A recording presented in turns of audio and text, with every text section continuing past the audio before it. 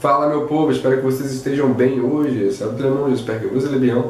Quelques petites expressions que nous les Brésiliens nous utilisons et parfois les francophones ils ne comprennent pas très bien. Il faut se souvenir que chaque région du Brésil il y a des expressions différentes, hein, bien sûr. Par exemple, si tu es au nord, on utilise beaucoup le mot égua. Égua, c'est la femelle du cheval. À Minas Gerais, par exemple, on peut utiliser trem pour faire référence à tous les noms possibles. Par exemple, que trem é esse? Ah, leve esse trem com você. Et ce trem, c'est-à-dire, je ne sais pas, la valise ou n'importe quoi. C'est-à-dire qu'il faut que vous voyez les milieux où vous êtes pour que vous puissiez savoir exactement des expressions qui sont précises dans cette région. Je commence par l'expression né. Né. Né, c'est comme n'est-ce pas? Tu vas à la fête, n'est-ce pas? Ou você vai à festa, né? Je peux utiliser né comme si c'était une imposition. Quand je pose une question, mais je pense que la personne qui écoute doit obligatoirement répondre oui. Ou elle doit faire ce que je lui demande. Par exemple, quand j'ai dit tu portes pas cette chemise, né?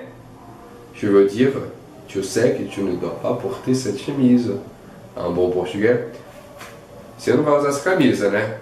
Quand vous voulez imposer quelque chose, mais c'est un peu déguisé en question.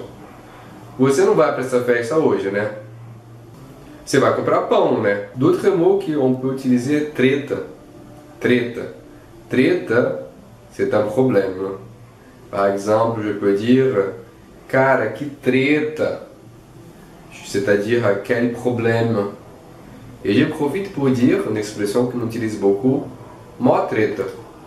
Mó treta. Cara, isso é mó treta. Mec, ça c'est un gros problème. Mó vient de muito, muito, beaucoup. Normalement, ils vont ensemble. Mó treta. Ah, mó treta. Mó trabalho.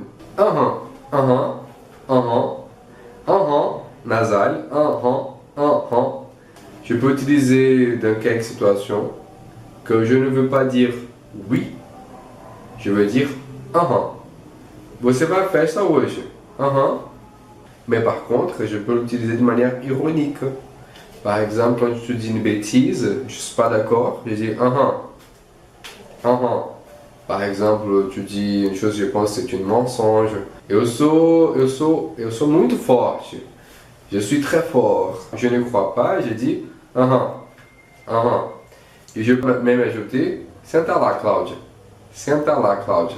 Senta lá, Cláudia. Il vient d'une émission télé très fameuse au Brésil. Quand je veux que la personne l'arrête de parler de la bêtise qu'elle dit, c'est-à-dire je ne veux plus t'écouter, alors je vais dire senta lá, Cláudia. Senta lá, por favor. Senta lá pra mim, me ajuda. Cláudia, senta lá. Cláudia, senta lá.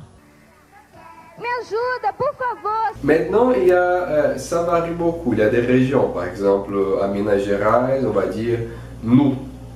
Mais vixe, c'est utilisé quand tu es surpris par quelque chose. Par exemple, tu veux sortir plus tôt du travail aujourd'hui parce que tu as un match avec tes potes. Et le patron, il va dire, tu vas rester aujourd'hui jusqu'à 8h. Tu dis, vixe, j'avais l'intention de sortir plus tôt. Alors, vixe, você soube da Mônica? Ela sofreu acidente. Vixe. E ela tá bem?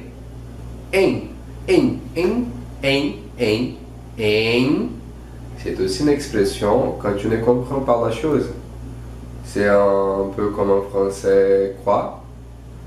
Par exemple, quand je dis ton équipe, il a gagné les matchs aujourd'hui. Qu'est-ce que tu as dit? Tu as vu le film?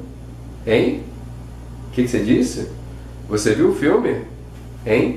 Alors, j'espère que ça vous aide. Ce sont quelques petites expressions que nous utilisons ici au Brésil. Treta, mó treta. né? Tu vas à la fête, né? C'est une opposition em, quand tu ne comprends pas la chose. Em, qu'est-ce que tu as dit? Em, qu'est-ce que tu dis? Vixe, quand tu as une surprise négative. Ça se peut qu'ils soient d'accord. Ou aussi l'ironie. Senta lá, Cláudia. J'espère que vous avez aimé. Likez, partagez, inscrevez-vous. Mettez aux commentaires des phrases avec ces structures. C'est bien, muito obrigado e até a próxima.